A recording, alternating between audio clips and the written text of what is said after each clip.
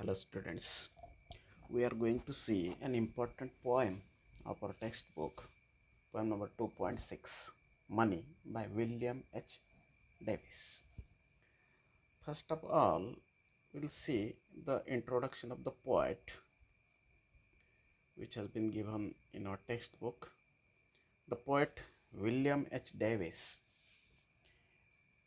was a Welsh poet and writer. Welsh. Welsh means the people who lives in Wales. Wales is the one of the countries of United Kingdom near England. हे Wales या देशाचे रहिवासी असलेले Welsh poet आहे, writer आहेत William Davis, जे Wales एक country आहे युनायटेड UK मधली, म्हणजे इंग्लंडच्या बाजूला असलेला हा देश. He spent a significant part of his life as a tramp or hobo in the United Kingdom and the United States. बरंचसं यांचं जीवन इथे वर्ड्स आलेले आहेत दोन, tramp or hobo. Tramp means wanderer, a homeless person, a vagabond, म्हणजे नुसतं भटकत राहणारा व्यक्ती, बेघर असलेला व्यक्ती, असं यांचं बरंचसं जीवन. बट इकडून तिकडे भटकत राहायचं. He had no specific living place or home. Much of his life he has spent in such condition. After several years of wandering life, he has spent many years as a wanderer, spent a wandering life, but after that condition, he published his first volume, The Soul's Destroyer and Other Poems. पण नंतर मात्र हा जो व्यक्ती, जो बेघर होता, भटका होता, याने एक आपला कविता संग्रह प्रसिद्ध केला. Now, about this poem, हे जी पर्टिक्युलर पोएम आहे, what is the subject matter, what is the theme of that particular poem, it has been given here. The poem tells us about the rich man. ही कविता एका rich मॅनच्या स्थितीबद्दलची दिलेली आहे, एका श्रीमंत माणसाच्या मनस्थितीबद्दलची दिलेली आहे. A rich man who wants to be a poor. एक श्रीमंत माणूस ज्याला गरीब व्हायचं आहे. श्रीमंत आपण पाहतो, खूप गरीब लोकांना श्रीमंत व्हायचं, श्रीमंत होण्याच्या शर्यतीत सगळे लागलेले आपण पाहतो. पण इथे मात्र उलटं आहे. याच्यात एक श्रीमंत माणूसाचा उल्लेख आलेला आहे, वर्णन केलेलं आहे, की ज्याला गरीब व्हायचं आहे. का बरं असं? To find the real happiness, to find the real happiness in life. It is said that the real joy, real happiness is the ultimate goal of life. जीवनाचं अंतिम ध्येय, अंतिम उद्दिष्टच काय असते? खरा आनंद, निखळ आनंद मिळवणं. श्रीमंती आहे पण त्याच्यातून आनंदच मिळत नसेल तर मग काय उपयोगाचं? तर असा हा माणूस आहे की ज्याला गरीब व्हायचं आहे. कशासाठी? तर खरा आनंद मिळवण्यासाठी. It is when we do not have money or have lost our money, we realize how important the money is. We know the importance of money when we don't have money. जेव्हा पैसा नसतो ना आपल्याकडे, तेव्हा पैशाचं खरं महत्त्व कळतंय. आणि सरतेशेवटी हा कवितेमध्ये एंड करतो किंवा आपलं मत मांडतो की at the end the poet says that now he does not have money. हा श्रीमंत होता, गरीब व्हायचं होतं, गरीब झाला, आणि गरीब झाल्यानंतरची स्थिती तो म्हणतो की आता माझ्याकडे पैसे नाही. ही डझंट हॅव मनी, आता त्याच्याकडे पैसे नाही. But he has true friends though they may be few. आता त्याच्याकडे पैसे नाही, पण खरे सच्चे मित्र आहेत, जरी संख्येने तोडे असतील. तर that is the poem. That means true friend. The theme of this poem is about true friendship, true friends, real happiness in the life, and the importance of money in life. So we can see, we can think, we can say, what is the importance of money in our life? Is money so important in life? No. Yes, money is important, but is it so important? No. असं म्हणलं जात आहे आपल्याकडे money is important to some extent. काही मर्यादेपर्यंत ठीक आहे, पण पैसा महत्त्वाचा आहे जीवनामध्ये. आपल्याकडे म्हणतात की नो मनी पुसे न कोणी, बरोबर ना? किंवा असे म्हटलं जात आहे की पैसा खुदा तो नहीं पर खुदा से कम भी नहीं. खुदा से कम नहीं पर खुदा तो नहीं.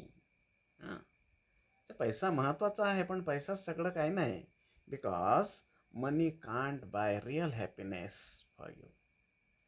पैशांनी बाकी गोष्टी मिळवता येतील, पण खरा आनंद पैशाने मिळवता येतो का? तर नाही. म्हणून पैसा महत्त्वाचा आहे, पण फक्तच पैसा महत्त्वाचा नाही जीवनामध्ये.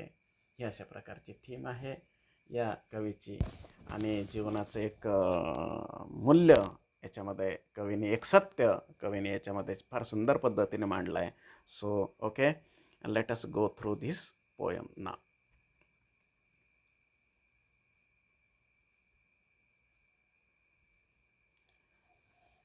The first stanza.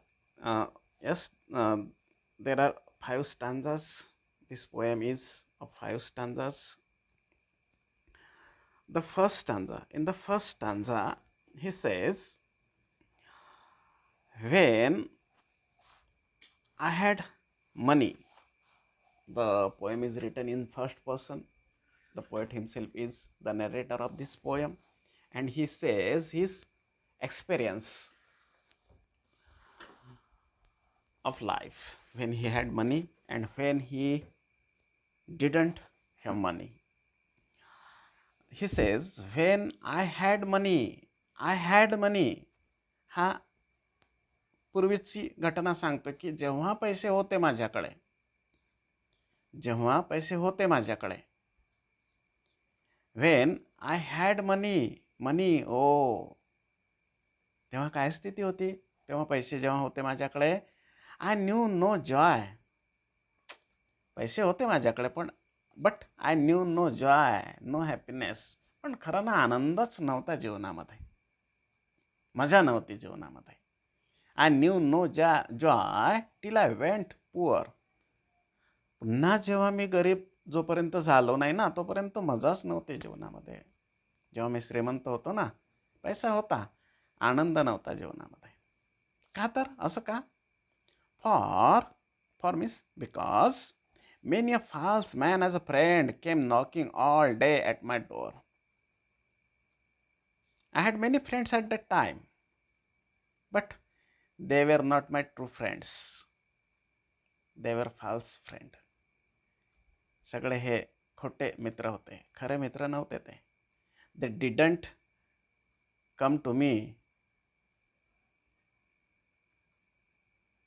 They didn't visit me to meet me, but they would come to me for my money. ते माझ्यासाठी येत नव्हते, माझ्या पैशासाठी, माझ्या पैशामुळे ते माझ्याकडे यायचे. बघा, पैसा असं आपल्या मराठीत म्हण आहे, असतील शिते तर जमतील भूते. मध असलं तर माशा घोगावतील. तसं तुमच्याकडे पैसा असला, तुमचा खिसा भरलेला असला की अवतीभोवती खाऊ लागणारे, गाऊ लागणारे मित्र भरपूर तुमच्या अवतीभोवती पिंगा घालतील. तुमच्या दारावरती नेहमी येत राहतील, नॉक करत राहतील, दार तुमचं ठोठावत राहतील. कशामुळे? तुम्हाला भेटण्यासाठी नाही, तुमची आपुलकी म्हणून नाही, तुमच्या प्रेमापोटी नाही, तर तुमच्या पैशापोटी. हे कवीला लक्षात आलं. When he had money, when he was rich. हे एक रिअलायझेशन झालं. यानंतर कवी म्हणतो, मग तेव्हा माझी स्थिती कशी होती? Then I felt like a child that holds a trumpet that he must not blow. तो म्हणतो माझी मनस्थिती कशी होती? तो म्हणतो त्या मुलासारखी होती. Like a child that holds a trumpet. Trumpet is a musical instrument, that brass instrument, हे जे खाली चित्र दिसतंय तुम्हाला, हे ट्रम्पेटचं आहे. एक ज्याला तुतारी म्हणतो आपण किंवा कर्णा म्हणतो, बँडमध्ये असते वाद्य. माझी स्थिती त्या मुलासारखी झाली की ज्याच्याकडे ट्रम्पेट तर आहे, वाजवण्याची पुंगी तर आहे, but he must not blow, पण तो ती पुंगी वाजवू शकत नाही, तो ती तुतारी वाजवू शकत नाही, तो ते वाद्य वाजवू शकत नाही. मग काय फायदा त्याच्याकडे एवढं चांगलं वाद्य असून? अशी स्थिती लेखकाची झाली होती. त्याच्याकडे पैसा तर होता, पण त्या पैशाचा उपयोग घेऊ शकत नव्हता तो. त्या पैशामुळे त्याला खरा आनंद मिळत नव्हता. He could not get real joy with his money. So that money was useless for him. तो पुढे म्हणतो, because a man is dead. असं का? Man is dead. There is a meaning behind that line. A man is dead because around him there were very untrue friends, fake friends. त्याच्या अवतीभोवती असणारे खोटे मित्र होते ते सगळे, ज्यांच्यामध्ये माणुसकी बिलकुल नव्हती, जिव्हाळा आपुलकी नव्हती. Man is dead. Human they had no humanity. इथे man is dead means humanity in those people was dead. की म्हणून मग I dare not speak to let this false word know. आणि मला हे या जगाला माहिती होऊ द्यायचं नव्हतं. काय?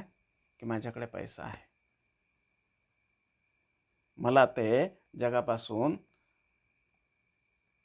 झाकून ठेवायला लागत होतं, लपवून ठेवायला लागत होतं, कारण या जगातल्या लोकांकडे माणुसकी उरली नव्हती. Man is dead. म्हणजे पैसा असूनही त्याचा वापर करता येत नव्हता. He had no freedom to use his money like the boy who had a trumpet, but that boy hadn't freedom to blow it. त्या मुलासारखं त्याच्याकडे वाद्य आहे, पण वाजवण्याचं स्वातंत्र्य नाही. याच्याकडे पैसा आहे, पण ते पैसा मुक्तपणे वापरण्याचा, त्याच्यापासून आनंद मिळण्याचा उपयोग नाही. त्याला भीती वाटायची की हे जे फाल्स फ्रेंड आहे हे चीट करतील त्याला, ते पैसे त्याच्यापासून हिरावून नेतील. म्हणून पैसे असूनही टेन्शन, भीती. मग काय फायदा त्या पैशाचा, ज्यामुळे तो भयमुक्त जीवन जगू शकत नसेल तर. अशी अवस्था, मानसिक अवस्था या स्टांजामध्ये कवीने सांगितली. आणि बघा, हा जो मुलगा, इथे खाली चित्र दिलं आहे की बाबा रे, वाद्य आहे पण ते वाजवू शकत नाही. इकडे तो माणूस, पैसा आहे पण भीती, तो वापरू तर शकतच नाही, पण कोणी घेऊन घेईल, हिरावून घेईल त्याच्यापासून, सेफ ठेवण्याची भीती. ठीक आहे. त्याच्यापुढे असं रिअलायझेशन झालं अशा मनस्थितीतून लेखकाला. तो म्हणतो की much have I thought of life and seen. Much have I thought of life. आणि मग मी विचार करायला लागलो जीवनाबद्दलचा, की बाबा रे, जीवन कशासाठी जगतो माणूस? का नुसतं पैसे कमवायसाठी जीवन जगतो का? कमवतच राहा. उपयोग तर झाला पाहिजे ना. मग जीवनाचा खरंच वापर कशासाठी करायचा आपण?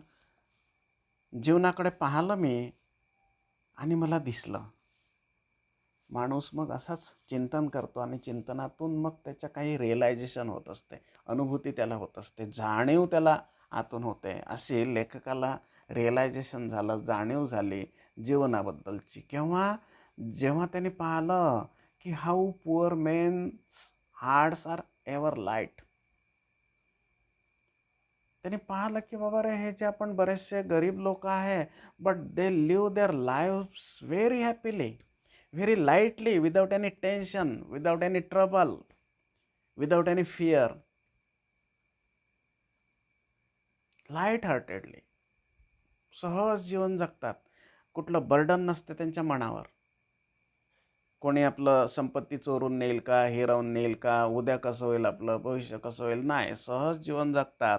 निखळ झरा वाहणारा प्रवाह असतो त्याच्यासारखं त्यांचं जीवन असतंय. श्रीमंत माणसाला शेकडो समस्या किंवा बर्डन मनावर त्याच्या ओझं असतंय.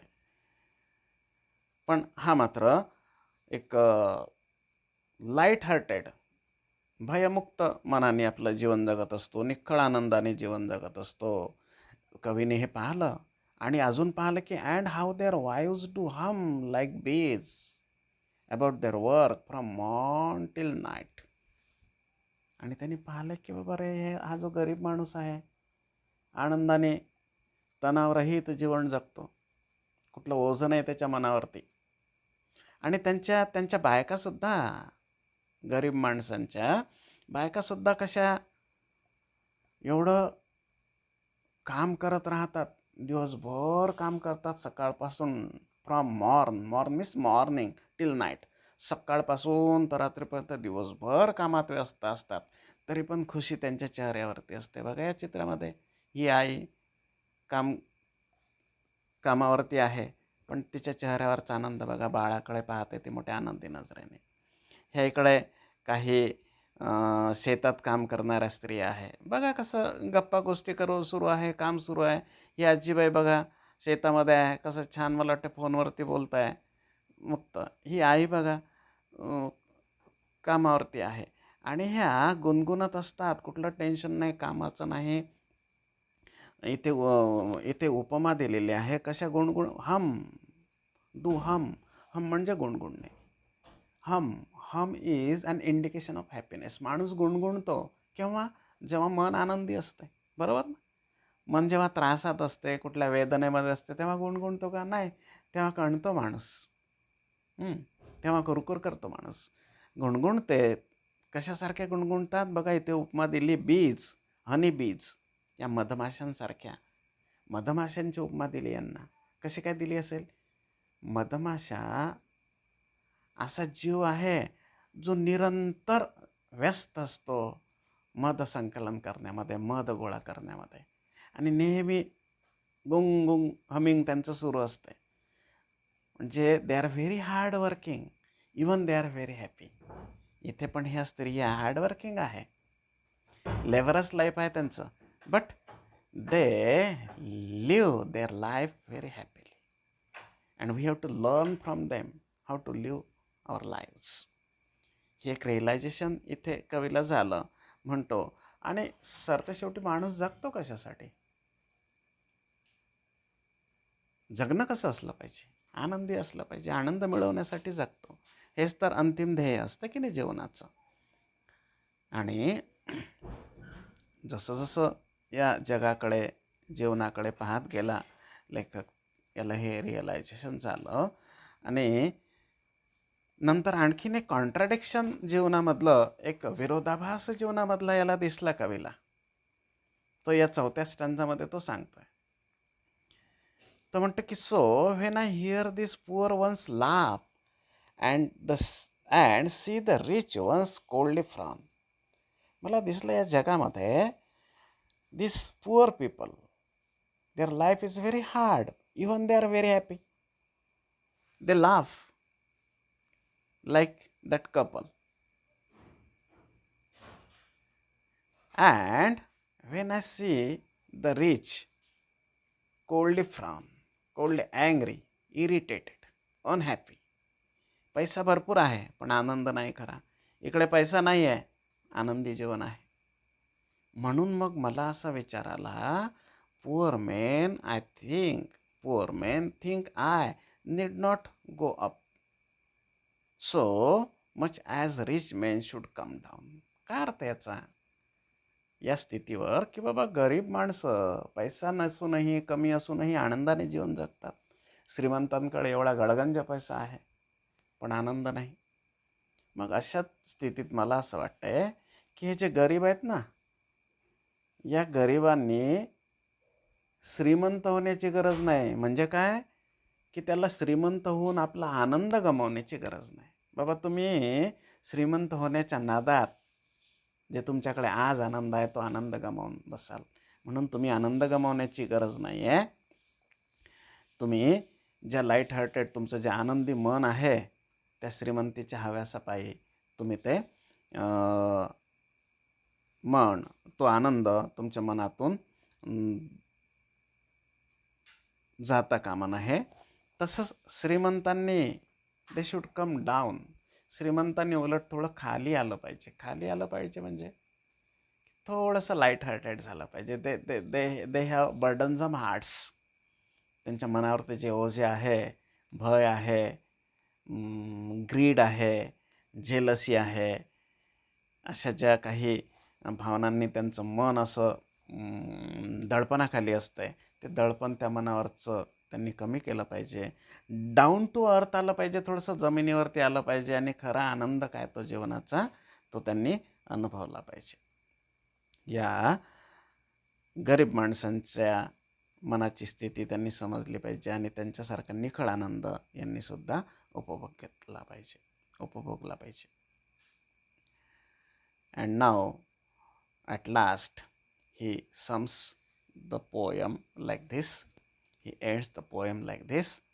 तो म्हणतो की स्वतःचीच स्थिती सुरुवातीची कशी होती आणि आता कशी आहे माझी स्थिती.